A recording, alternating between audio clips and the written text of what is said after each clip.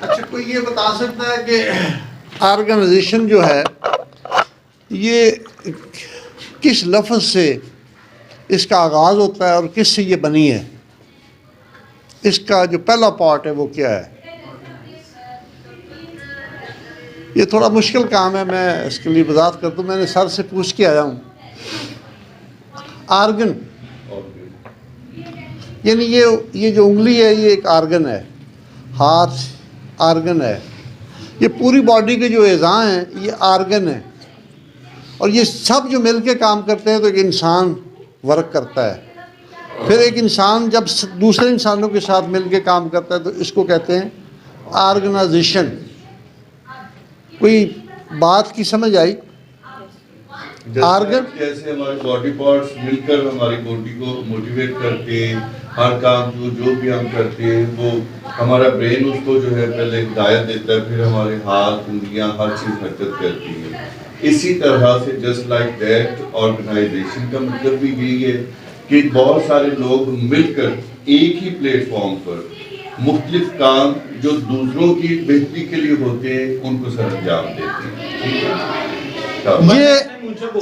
یہ ایک بیٹے نے یہ جو پوزیشن لی ہے اس ایک کا کمال نہیں ہے، یہ ایک آرگنائزیشن کا کمال ہے کہ تمام ٹیچر، اساتذہ، پرنسپل، وائس پرنسپل، ادارے کا ڈسپلن، ایجوکیشن، یہ سب جب مل کے کام کرتے ہیں تو یہ آرگنائزیشن کے طور پہ کام ہوا.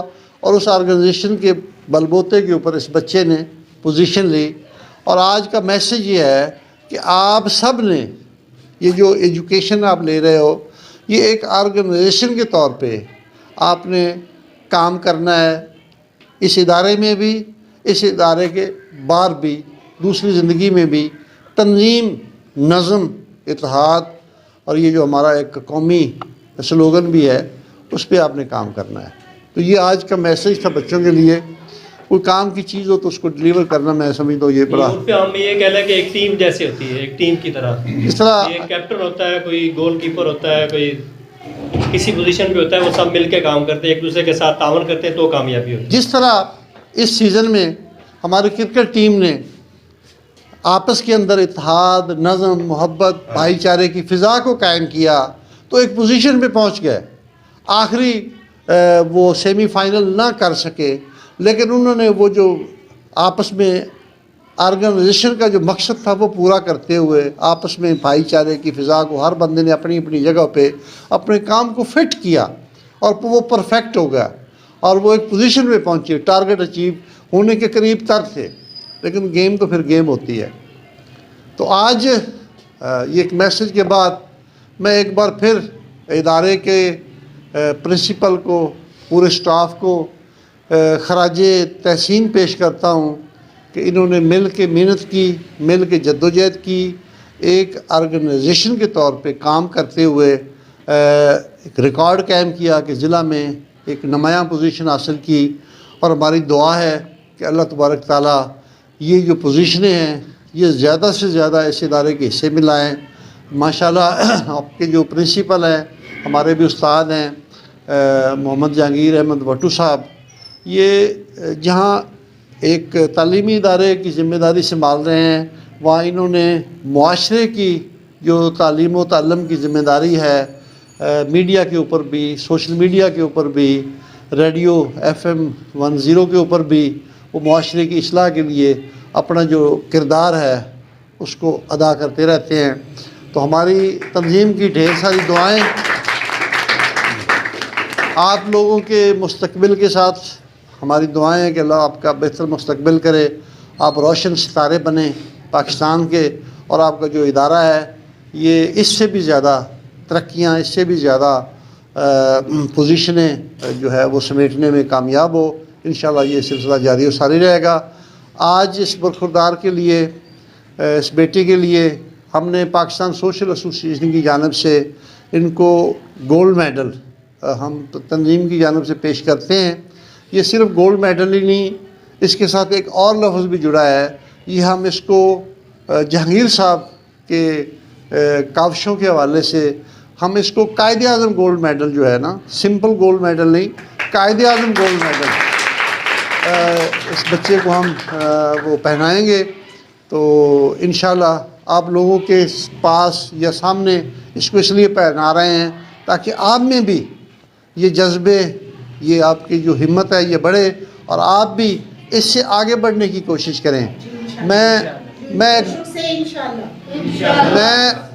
میں ایک اور مثال آپ بچوں کو دینا ضروری سمجھتا ہوں، کیونکہ یہ موٹیویشن ہو رہی ہے آپ بچوں کی، کہ شیر جب صبح اپنی آنکھ کھولتا ہے نا تو وہ اپنے ساتھ ایک بات کرتا ہے، اپنے آپ کو مخاطب ہو کے کہتا ہے کہ اٹھ، تمہاری آنکھ کھل گئی ہے اور بھاگ۔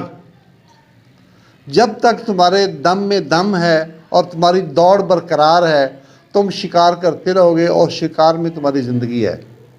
اسی طرح ہرن جب صبح اٹھتا ہے تو وہ بھی آنکھ کھولنے کے بعد یہ فیصلہ کرتا ہے کہ اٹھ اور دوڑ، اپنی جدوجہد جاری رکھ۔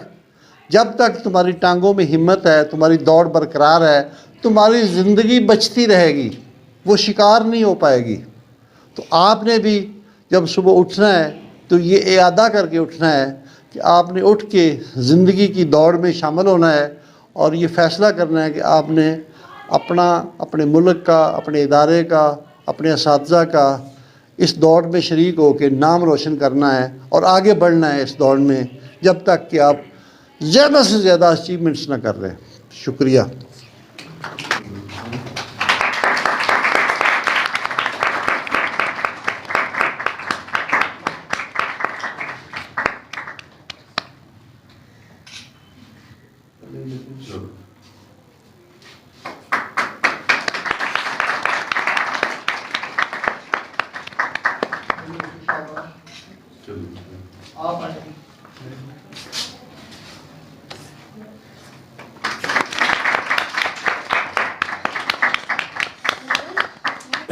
آخری نہیں ہوتی، پہلی اور آخری، یعنی پہلی کامیابی کو اگر آپ آخری کامیابی سمجھ لیں گے تو پھر آپ زندگی میں کہیں نہ کہیں رک سکتے ہیں، رکنا نہیں ہے، ٹھیک ہے؟ یہ آپ کی پہلی اچیومنٹ ہے، اس سے آگے بڑھنا ہے۔ ابھی اور بہت سارے مرحلے اور بہت ساری مقامات ہیں جہاں پر آپ نے اپنی کامیابی کو اور انداز میں سمیٹنا ہے، ٹھیک ہے؟ تو اس کو پہلی کامیابی سمجھ کر آپ نے آخری نہیں سمجھنا پھر، اور آپ لوگ بھی زندگی میں ہمیشہ یاد رکھیں کہ ہر کامیابی کے بعد ایک اور کامیابی کی کوشش کرو گے کہ آگے بڑھے گی، وگرنہ کسی ایک مقام پر رک کے رہ جاؤ گے، رکنا نہیں ہے، آگے بڑھنا۔ اور دوسرا یہ بھی یاد رکھنا ہے کہ ہر آدمی کے اندر اللہ تبارک تعالیٰ نے الگ الگ صلاحیتیں رکھی ہیں۔ ہر بندہ ایک طرف نہ جائے کہ میں نے ڈاکٹری بننا ہے، میں نے انجینئر بننا ہے، جو صلاحیتیں ہیں۔ جی ویورز، اگر آپ نے ابھی تک ہمارا چینل سبسکرائب نہیں کیا تو سبسکرائب کیجیے اور ساتھ میں دیے گئے گھنٹی کے بٹن کو ضرور دبائیے تاکہ اپڈیٹس آپ کو باقاعدگی سے ملتی رہیں۔